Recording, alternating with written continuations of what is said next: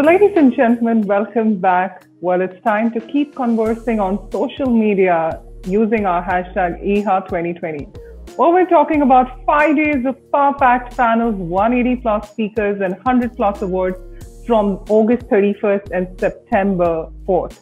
Well, today being the day 2 and the next session should already be whetting your appetite. Let's get ready for the session, which is getting them back with your hidden culinary gems. Well, our esteemed panelists include Diwan, Gautam, Anand, founding trustee, Cuisine India Foundation; Manisha, Bhasin, corporate chef, IDC Limited Hotels. We've got Himanshu, Taneja, culinary director, South Asia Marriott International; Amit, Chowdhury, executive chef, the Taj Mahal Palace, Mumbai; Sharad, Diwan, regional director, food production, the Park Hotels. We've got Rajeev, Janveja, the corporate chef, Lemon Tree Hotels; Rakesh, Sethi, corporate executive chef, operations, South Asia, Radisson Hotel Group; Parvinder, Singh, Bali, corporate chef, learning and development, the Oberoi Center of Learning and Development.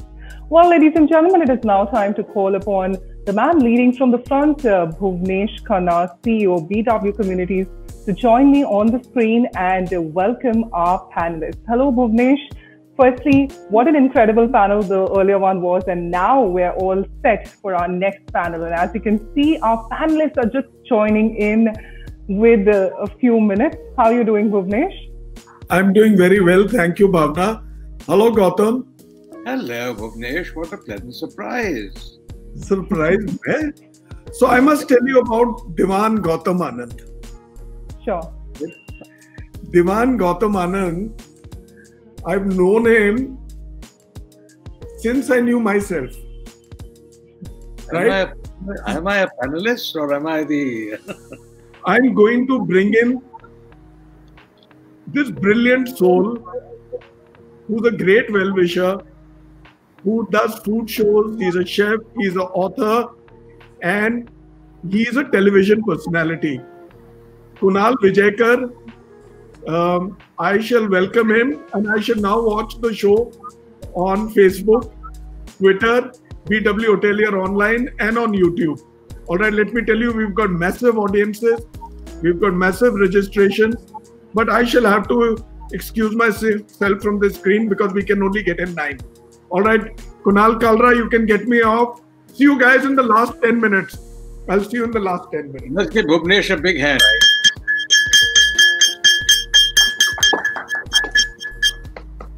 So, thank you very much, ladies and gentlemen. I must say that you're all looking very attractive. So since you've all been introduced by the presenter, I don't think we should go through the motions once again. So the principle of this very confusing mail that I sent you guys, and there was an outcry, was largely because, as I told you, I'm a history student, not a very bright student from St. Stephen's College, and my English can be a little challenging even to myself. तो मेरे को समझ नहीं आती मैं क्या लिखता हूँ, ठीक है? उसके लिए मेरी गुस्ताखी माफ. But इतना मैं आपको बता दूँ कि ये जो और I must say that whether it was Rajeev's Mukand Vadi and his Doli Di Roti, or Rakesh Sethi's couplets and his ghazliyat, right? Apart from being a fabulous chef, इसकी मौसीकी बहुत अच्छी है. ये बहुत अच्छा हिंदुस्तानी बोलता है, right?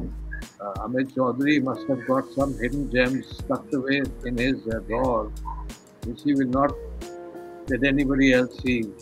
Parvinder, who everybody loves, Parvinder, तेरी तारीफ ही करते हैं सब. I'm telling you. And और Manisha, जो कि किसी की तारीफ कभी नहीं करती, वो तेरी बहुत तारीफ करती है. वो कहती है कि what a great career you had, and thank you very much. Sharad, who is a naughty boy, and I love his new sexy haircut, right? He was my mainstay. When I went to IDC Marriott, it was a difficult hotel managed, and Sharad Diwan was my mainstay there, so I owe you, all right? I heard Himanshu the other day with Anil's forum, and I must say You should have been a professor. Like, it's just like thorough, it's a professorial role. He spoke very well and a lot of passion. So I think we're all very gifted and very lucky to have the what we call the Nauratan to nahi keh sakte, but Saat Ratan, right? So for the audience who don't know what the hell we are talking about, essentially what we are saying is that Kunal is one of the most amazing I know, and the reason I brought him in is because I didn't want my biases to come into what we call appreciation. It's simple as that. All right. And my biases are quite apparent. So the reason why Kunal was brought in was to say, look, you look at the and look, this is not competitive. It's all about appreciating your greatness. We are blessed to have such fabulous chefs in this country.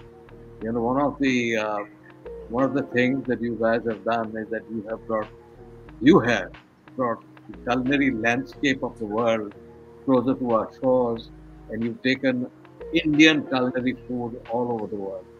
So between you and me and the audience who's listening, this is what the idea was.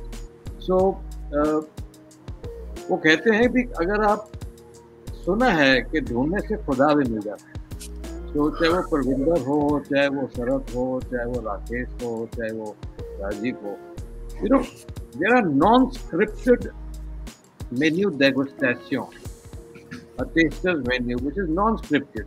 तो ये à la carte का तो सब जगह होता है, ये scripted है. तभी तो हिंदुस्तान में फरमाइशी खाना कहते हैं ना. फरमाइशी का मतलब on request.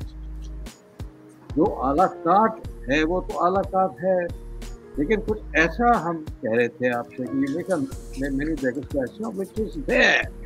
It's in your mind, it's in your archives, it's in your resonance, it's in your past, or it's in your future. It doesn't really matter.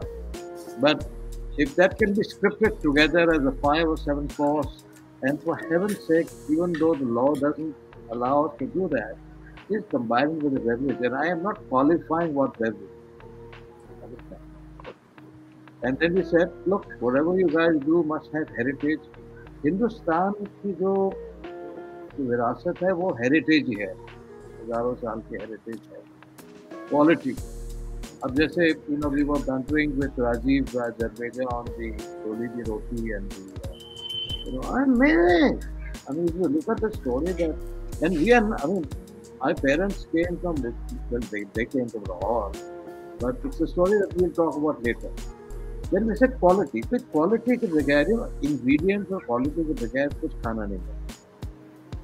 ये जो layered food होता है ना, जिसमें आप cream, मलाई, ये वो, it's all very lack of quality.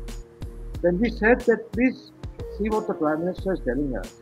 Think global, but be vocal about local.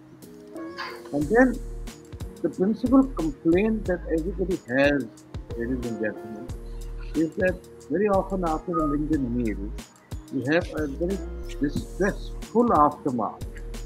So can our menu experience be distressless? मतलब हाजमा होना चाहिए. ठीक है जी. So we will go through the paces.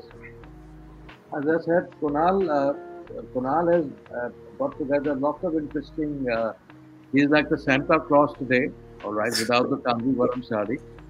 And he's set together lots of interesting appreciations, as we call them. This is a non-compete afternoon. Let's just have fun. But I just want to remind everybody that the Vedic sages reminded us. The Vedic sages reminded us that time is not linear. It is a circle. The core concept of karma explained our ancient sages, that what goes around comes around. The axe forgets, but the tree remembers. Thus, your hidden gems are bound to come back, and I promise you, so will your customers and guests. Right? So, without much ado, as I said, we start the cards rolling. We've actually chosen a much more democratic way of doing these presentations. So our first, or in alphabetic order, is the redoubtable chef Amit Chowdhury, who runs one of the most iconic kitchens in Asia, if I may say so. Amit, the Good afternoon, Mr. Anand. I have my. Just to remind you that if you know, because otherwise they'll cut us off, and then we'll be looking at each other only. Amit Chowdhury, give him a big hand. Come on, guys.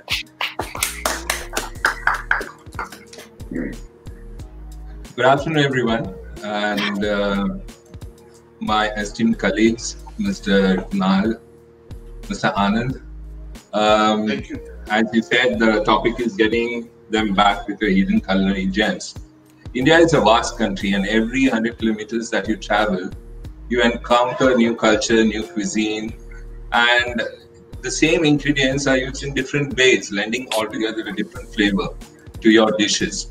These dishes are heavily laced with history, and they are usually the food habits that were followed about 5 decades back. But over time, these recipes, or many recipes have faded away. They've either become unavailable because from the daily menu of a common man, because the ingredients may be difficult to get by, or another reason may be the extensive preparation and the time that is required to cook the dishes.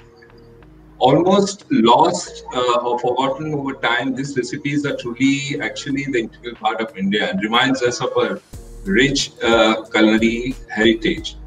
So I've made a degustation menu, which is an attempt to create some of the dishes, lost dishes from our Indian cuisine, and give them a touch of modernity without impacting the essence of their originality. So I begin with the dish which is called Kathambari Kebab. It's a lost recipe from the royal kitchens of Maharaja Ala Singh, who was the first ruler of the state of Patiala. Patiala has embraced Nawabi cuisine from Rampur, as well as the refined traditions of the Mughals, and they have created a legacy which is very distinctive of its own. This kebab was allegedly actually invented when a deboned chicken leg was cooked in cylindrical instrument, which is called the fukna. This chicken was stuffed with a mixture of coriander, paneer, lemon juice, egg, and then it was basted in a marinade, which is a unique marinade, which was made with poppy seeds, and then it was cooked and finished in the tandoor. This dish incorporates the rustic roots of the Patiala, their cooking style, and the emphasis is on the fresh seasonal produce, mingling with influences that came from the kitchens from the historic association with the Afghans. I have paired this particular kebab with hare lasoon or suwe ki chutney, and this is a very fresh chutney that is made with green garlic chives and fresh dill with lemon juice, and obviously seasoned with salt and little oil for it to blend. Also, what I have done is that I have paired this particular beverage with a red wine that I have taken from Beaujolais because of its silky notes, and it has light tannin and slight acidity. And there is a berry flavor in this wine which helps to elevate the flavor of this meat. So the second dish that I have selected is a soup, which is called the Sada Ash, and it is a recipe that was found while visiting the Falaknuma Palace, and it has originated during the era of the Nizams. Ash is obviously a thick soup or stew, which is served hot and not in India, but its origins are from Iran. It is also found in Afghanistan, Turkish, Azerbaijan. And this soup uses a 150-year-old recipe from the kitchens of the Nizam. It's actually a lamb soup which is simmered over several hours. And the ingredients obviously are the trotters and the nulli, which is slow cooked. And the uniqueness of the soup is that it is tempered, and the tempering is done, I'm told, 7 times. And this bagar is of the ghee, the garlic, the black cardamom, which ensures a subtle flavor. And it stays, when you sip the soup, it stays till the end of your the last sip that you take of the soup. It is usually served with small raviolis, or lukmis, what are called, and they are stuffed with lamb, which is flavored with black cardamom and pepper. It also has some shredded lamb chunks, which is taken from when you are stewing the soup or the stock by itself, and it is flavored with pepper. The third course that I have selected is called Bujelo Bing, and it is actually a Parsi style of a dish, a fish dish preparation.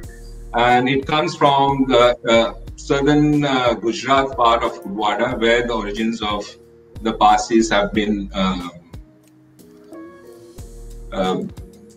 recorded. So this Parsi dish is essentially based on a fish which is hilsa, and hilsa is usually found during this time. This is the rainy season. This fish is actually, what they do is they rub the whole fish with rock salt and clean it, and then they cut it, and then they gut the fish from inside, and it is stuffed. First, it is marinated actually with salt and lemon juice and turmeric.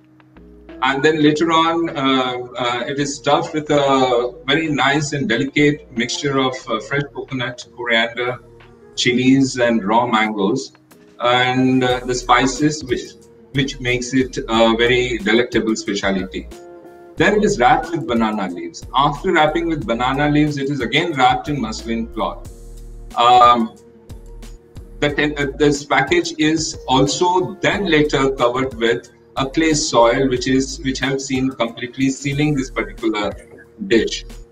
It then is cooked on a bed of a burning coal, and what the clay soil does is it prevents the burning and the fast cooking of the fish, whole fish that is there. And then and the muslin cloth also helps in retaining the moisture of the banana leaf, and it imparts the nutrients and the flavor to this fish. The beverage that I have chosen for this particular dish is a rosé wine. It is from the Côte de Provence, which really enhances the flavor of the fish, and it pairs very well. Right. For my main course, I have taken a dish which is called the Kimyachi Pasundi. Obviously, from Maharashtra. This is from Maharashtra, and it is a specialty of the CKP community of the Maharashtra. They have historically lived in the Indus Valley, and they are the descendants of King Chandrasena. So the traditions that CKP has is they use a lot of spices like saffron and poppy seeds. While it had its origins in Kashmir and in Indus Plains, they have migrated from North India and they have come to coastal Maharashtra, and they continue to add their spices to this collection. This particular dish is topped with egg and it is baked. It is also, I have put it along with Rajgiri Upma, and it is basically quinoa that I have used, which is called Rajgira over here. And I have paired it with I have used a gravy which I have made with a Buddha masala and the coconut gravy. And I have given a slight texture and the flavor and a zing to this particular dish by using mirchi techa. So Rajgira is also known as a royal grain, and this mirchi techa gives a very nice and subtle aroma and a sweet hints of pungency and the heat to this particular dish. Excellent. The beverage that... No, that's all right. It's just my cue of saying that we all have 10 minutes, so Yes, I'm finishing. The beverage that I have paired with is a Cabernet Sauvignon Napa Valley, from Napa Valley, actually. Then the last dish, that is the dessert, is a rohe kheer. It's obviously a sugarcane juice kheer that is made from the leftover rice and the sugarcane juice is reduced. It comes from Punjab, and the kheer is very aromatic and has lots of flavors in terms of cardamom and richness, can be given with nuts. I have presented it in two ways, one with the topping of a dry fruit compote and the other with the topping of shredded rose and gulkand. So for my presentation of the dish is the Himache Pasundi, which I will just show it to you the way I have done it. So what I have done is I have layered the Rajgiri Upma is at the base and the keema is on top and the egg is there on top. I have put fresh coriander. I've dry roasted it and made a powder of the dry coriander which has topped with it to give some certain color. And thecha, I have put it over here. The Goda masala gravy is there with me. And I will finish it with the topping of this. Excellent. Goda masala. And this is how will my dish look like. And obviously this is the day with turmeric powder. Thank you. You know, I must say, Amit, that your research and your Indian allegiance to history, and I particularly love the combination of the arch and the Saat Bhagat. You know how many Nizams there were in Hyderabad? Please let me know. 7. Wow. So what you have just said is that is actually Arch Saat Nizam. Because there were just 7 Nizam. So anyway, thank you very much. That was beautifully done. We particularly like your research and your passion and your diversity. And I think Mr. Modi is listening, and he'll be very happy to hear about your becoming verbal about what is it? About being local. Sorry, what is it? Local. Yeah. We do excuse your import of the wine, but then currently, as the law says, there are no wines allowed to be served, so for which you are completely forgiven. But well done. Thank you so much. Our next contribution is from the forever traveling Himanshu Taneja, how he manages to get onto the slides, and so you must be the flying returns king in India. Because with all the mileage that you picked up in your frequent travel, although it may have come to some sort of a hiatus for the past 3 or 4 months, and I love your dissertation with the other day. So over to you, all right? Thank you very much. Thank you. Ladies and gentlemen, let's give him a big hand. And you know, I like Himanshu's sense of modesty. He himself is convinced that he's the best chef in the country. Well, we always look forward to listening to you. It's always, it's great to listen to you. Yeah. Over to you, Bachche. Go ahead. Thank you, Mr. Diwan. Thank you so much. Thank you, Mr. Khanna. I'm sure he's listening, and my very dear friend Kunal. Hello, Himanshu. Looking forward to see you somewhere in one of the hotels in Mumbai. Yeah. Well, if not really eating, at least virtually eating. Yeah, actually, I'll cook something and send you the pictures. Yeah, I'm really privileged. I'm really privileged to be here, and thank you all my dear chefs for sharing this screen. Yeah, I'm really looking forward to see you all. Well, I'm not going to talk about the trends. As they say, the trends fades away with time.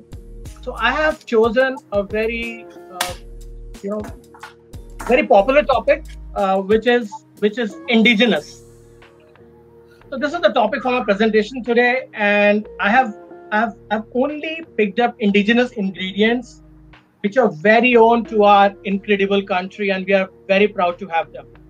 The demographics of a country is truly remarkable with fertile soil and all the 4 weathers. Indeed, we do relish this natural luxury of our country, and I'm going to try my best to tickle all five senses of taste by incorporating the sweetness, sourness, the bitterness, the savoriness, and the umami flavors in the menu. And the second most thing I've considered while curating this menu is the texture and the temperature of all the courses to give vivid experiences to our guests. So here are the ingredients I'm going to use in my course. And like I said, we are very proud to have these ingredients in the country. So here we go. Morel mushrooms from Kashmir. I'm going to use Kanchampulli vinegar from Coorg. I've got Gondoraj lemon, Nolan Good, and Kasundi from West Bengal. I'm going to use Kokum from Goa, Mathania chilies from Rajasthan. I'm going to use Jamun from the plains of North India, and Himalayan rock salt, of course, from Himalayan ranges. So India is a land of spices. I'm going to create the harmony of spices in my menu of bursting flavors. I think somebody needs to put it on mute, which is unmuted, my request, because there's too much noise coming. Chef Amit? Yeah. Yes. So I'm going to use the three primary cooking methods in this. One is spit roasting, second is slow cooking, and third is steaming. Personally, I'm a big fan of spit roast. Fire has its own property and give a very distinctive flavor to the food after the chemical reaction occurs. This is the Maillard reaction. So the mankind started with spit roasting and gives us a connect to our ancestors. So in the menu, I have a couple of fish preparations, a pork, and a lamb. And for a change, I'm not doing chicken this time. I'm going to talk a little bit about the courses and a little bit story about all the dishes. So here's my first course. A charred stuffed morels with kesar malai cream. So morel mushroom commands the best price due to the distinctive flavor and spongy honeycomb texture in this country. And you cannot grow these mushrooms anywhere commercially. It has to be grown wild, abundant on the logs of wood. These mushrooms are very, nutritious. Doesn't grow at the same time. They're very notorious mushrooms. They won't grow at the same place next year. So, it's become very difficult for the farmers to hunt for it. And, a lot of hard work. So, stuffed morels marinated over the charred fire. And the kesar malai cream will give distinctive flavor. What I've done is I picked up some soil from the Himalayas. And this is where I have distilled the soil in the laboratory, where you'll get the water. That water is used to make the kesar malai cream. It will give an experience to the journey of walking in Kangra Valley. So this is the preparation. You're sitting in a restaurant and you close your eyes and then you are in Kangra Valley of having those beautiful morel mushrooms. That's the luxury. Second, so you're giving credit to the Himachalis as well for the morel? 100%. Because I was going to put in some conscientious objection because I have some links in Himachal, and since you were giving all the credit to the Kashmiris, and we produce more morels than they do. Yes, right? It is. It is. I don't deny on that. Sorry, absolutely. But it's all nature of those Himalayan valleys, I would say. My second course would be Bhapa Ilish with Kasundi and Poshto.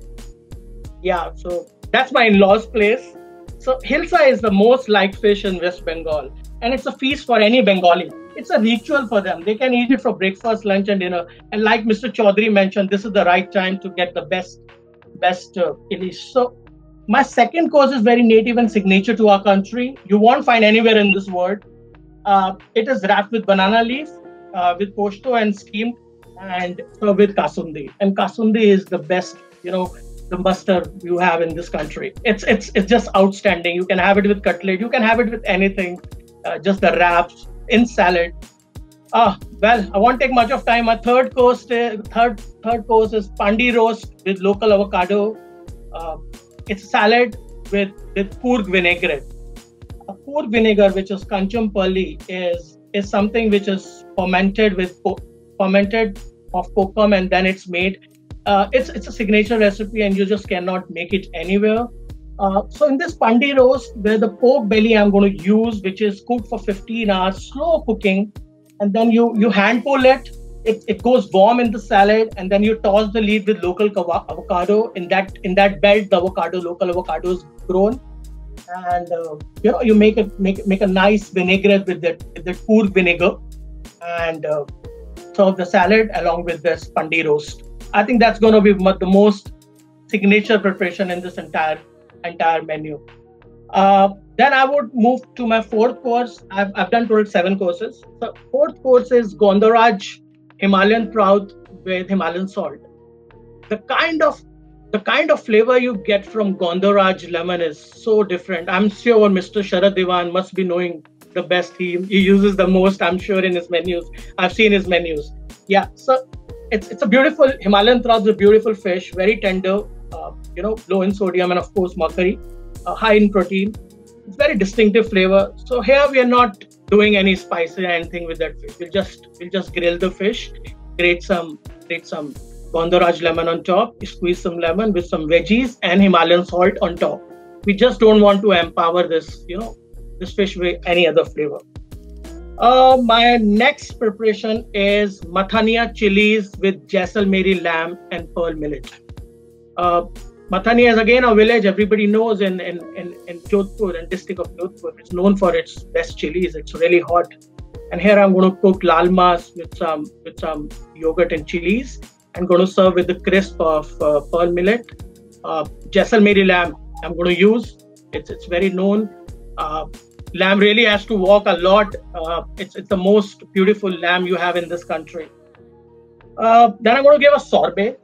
The sorbet I'm going to use jamun with some black salt. It's a beautiful palate cleanser, and we all have memories of eating jamun outside our school in our young days. I still remember, and that's a palate cleanser as a sorbet. We'll just blend it and make a nice sorbet and sprinkle some black salt on top. And here's my last course, which is ghevar. So we as Indians, we're really proud of this preparation.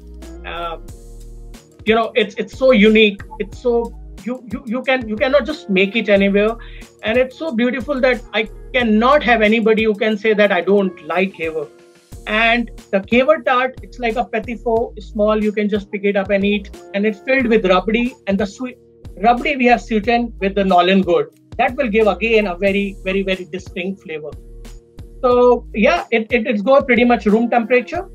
You can have chilled rabdi in that. That's the 7th course, beautiful dessert. So well, I've tried to cover all the courses and all the parts of this country, north to south to east to west. Very indigenous, go local. Thank you very much. Well done, brilliant. I must say I'm particularly impressed with your science, and I must give you an anecdote about Melad. So a lot of people ask me the difference between a biryani and a pulao, and yes. My answer is rooted in science. See, the official language of the Mughal court was Persian. Correct. And biryani means frying, right? Or browning, right?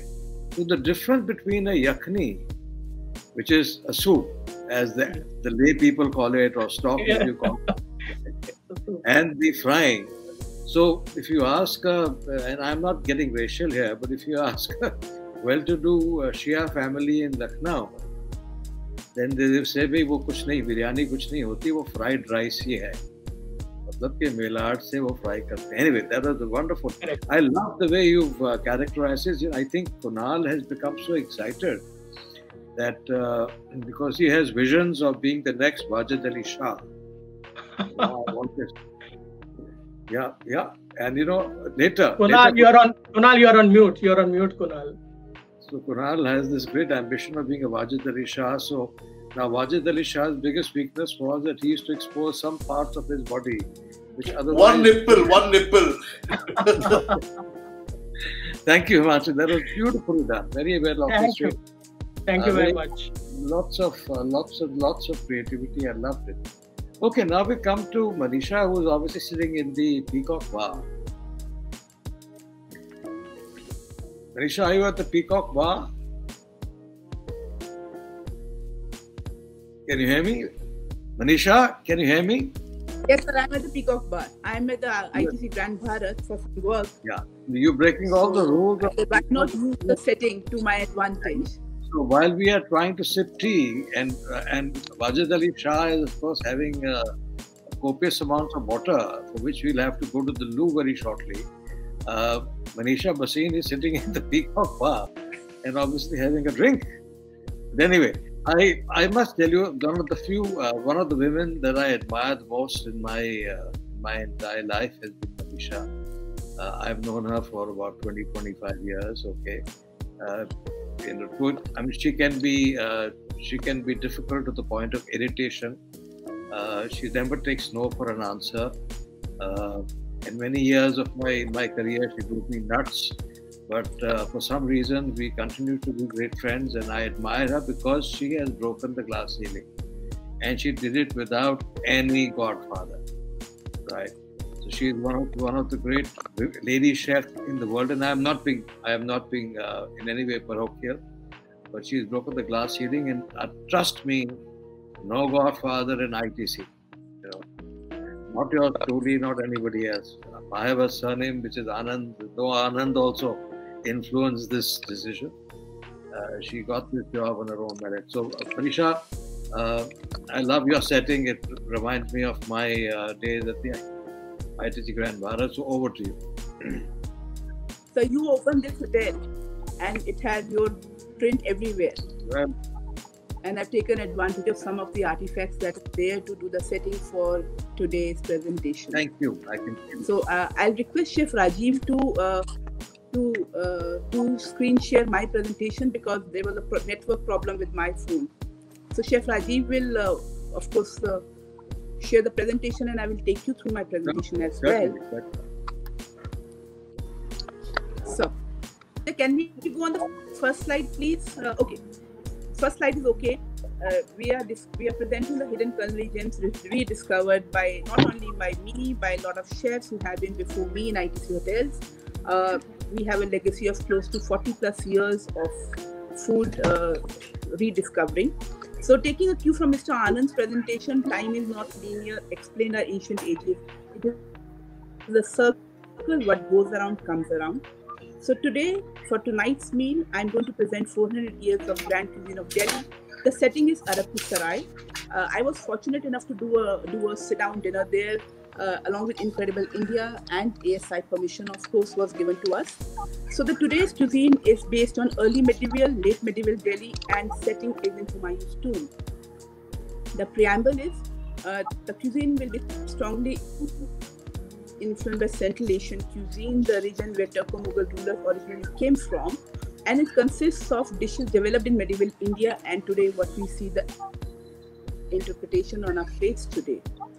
As the story goes, Humayun's first wife was a Persian daughter of Humayun's maternal uncle, also called Haji Begum, because she had gone for Hajj to Mecca. So on her return, along with her, she brought the Yemeni craftsmen, as well as she brought 300 Arabs from Mecca to pray for Emperor's soul. With them came the food as well. And after the death of her husband, when she decided to build the mausoleum, she was encouraged by her stepson Akbar, who was extremely fond of her. So during this time, from between early and late medieval era, food in India evolved into subtleties such as biryanis, kormas, and kaliyas, which were the founding stone of cuisine of northern India as we see today. So these hidden gems, inspired of bygone era, are reimagined in tonight's degustation experience. So the atmospherics, the setting is, of course, set in an open air Arab Ki Sarai. There is a table mood board that will be followed. There will be theatrics by way of voice, of instrumental ghungru music playing. There will be a degustation menu, and the last slide will be on sustainability. Be vocal about local. So I briefly touch upon the atmospherics. I'm simulating the Arab Ki Sarai atmospheric. We will use air misters if it is in the summer season that I'm going to do a dinner with ice coolers and misters around, and bonfires in case it's winter outside. The table seating will be charbagh inspired by Mughal architecture. We will light loban at various places to perfume the air, and also it will keep the pests outside. And of course the menu design. The next slide, what you see is of atmospherics, the setting. Like I said, you can see the little hints of setting of, I picked up these pictures, of course, since it's going to be virtual. There's a loban which is burning. Most of the Mughal architecture has charbagh design, so our table seating will be revolving around that. And here is the big darwaza of Arab ki Sarai. That would be interpretation. You enter from there and get into the seating. Then we come to the table setup. Of course, I have the pictures as well as we will be able to showcase the same thing on what is on my table today at ITC Grand Bharat. There will be scented candles on the table, creating the mood. Fresh jasmine or roses, depending on the season, floating in water as a centerpiece. There will be sandalwood scented hand pipes, which will be used as finger bowl. We are not going to offer in current COVID situation. As Mr. Anand also said, zero contact or minimal contact protocol, which will be dispensed in this beautiful, elegant Mughal-inspired container, which is closed, and plated meal presented with a grand cloche served almost 1 arm length away, because we don't want any service person to come near the guest. Minimal seating on the table. Normally we have a table of 6 per table for a 5 feet dia table. We will do seating only for 4 people. We come to the atmospherics. The tablecloths will be, of course, inspired by the Mughal print, as well as the napkins. We have seen the little dispenser for the sandal wipes. There will be, of course, candle stands, mogra or jasmine flower on the table, and the table setting, which is reminiscent of that era. You can hear the light Kathak music playing in the background here. So now a little bit about the food and the drinks. Since Humayun loved Sharbat, beverages became flavored with the essence of fruits, and thus came the exotic drinks that we see today. By the 9th century, the city of Sharad had already established a reputation to produce the finest wine in the world. Yes, Rajeev, can I have the next slide, please? And was Iranian wine capital. The export of Shiraz wine by European merchants in the 17th century has been documented. For dinner tonight, we serve a sustainable green champagne, world's first green sustainable champagne, pairs beautifully with the 7-course meal that we present today. Little more about the food. Humayun, who was the first emperor, spent much of life in exile. With him brought Persian influences to the Mughal table. It was his wife Hamida who introduced the lavish use of saffron and dry fruits in the royal kitchens during the first hall of 16th century. Rainbow-colored yogurt and dishes decorated with pretty patterns of rice powder glaze and candied fruit peels. Each grain of rice for biryani was coated with silver-flecked oil. This was believed to aid digestion and also act as an aphrodisiac. So, I will just narrate a little couplet from Umar Khayyam. I've translated it in English. I desire a little ruby wine of verses, just enough to keep me alive, and half a loaf is needful. And then that I and thou shall sit in a desolate place is better than the kingdom of Sultan.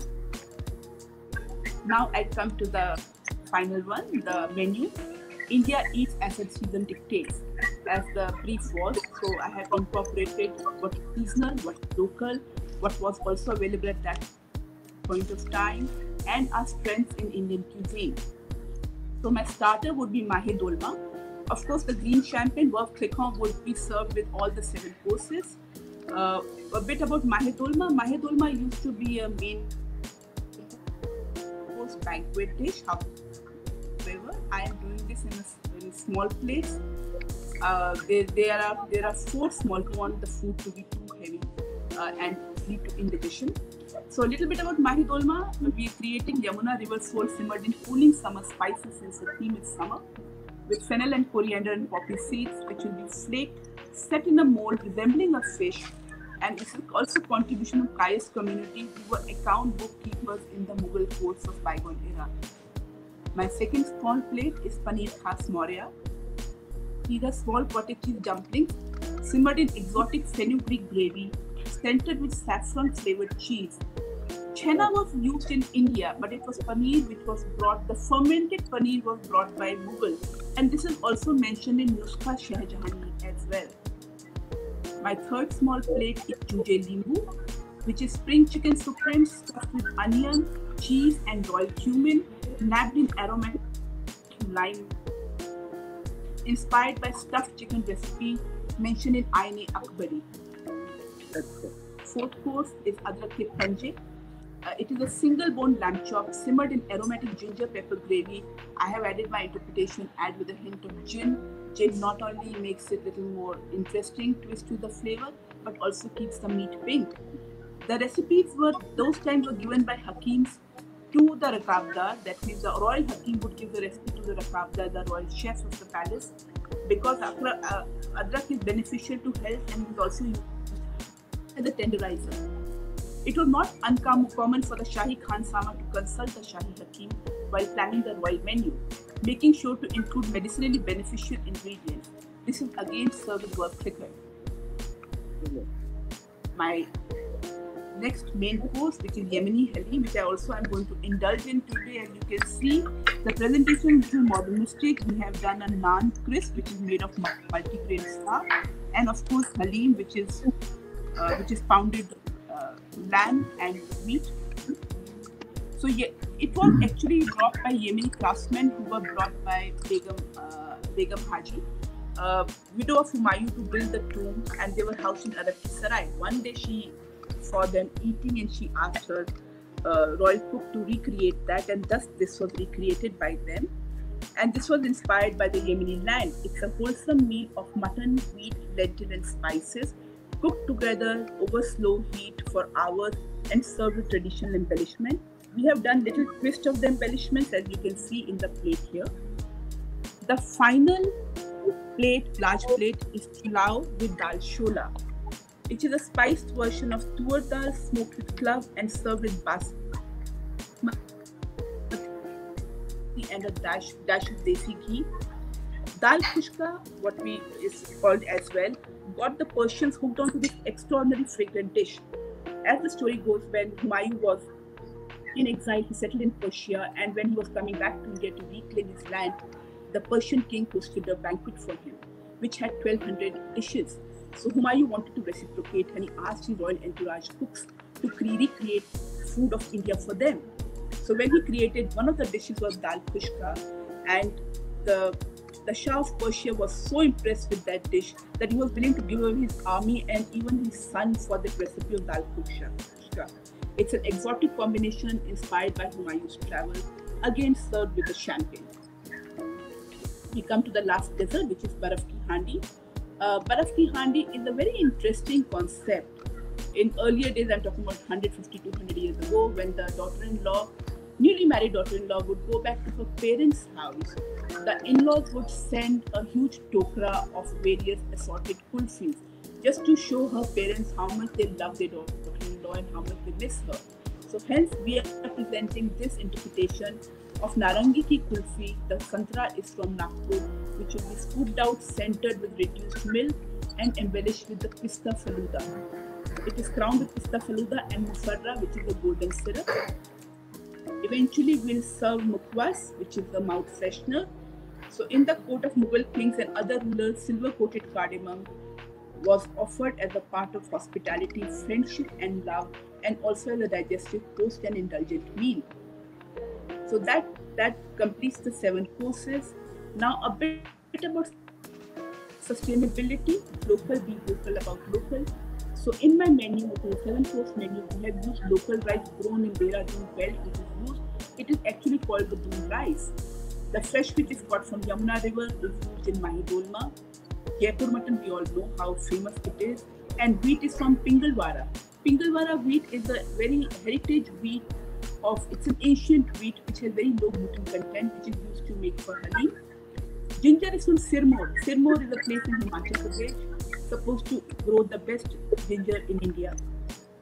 The sharbat which we are offering is made with pushkar gulab and exotic gold wafers and served as a starter. If you see the layout, the local artisan metalwork inspired by bygone era is made in Muradabad. Fabric prints are inspired by Mughal architecture, thus creating an atmosphere. The local seasonal flowers are being used. The loban is used for scenting the atmosphere. Table seating is inspired by charbagh, and the world green champagne that I have used of Clicon, which is 12% dry and world's first sustainable champagne. Thank you. Excellent, wonderful. And let's give her a big hand. To Rakesh, on your behalf, I'm going to say that हसीन जलवरेज हों, अदाए फितनखेज हों,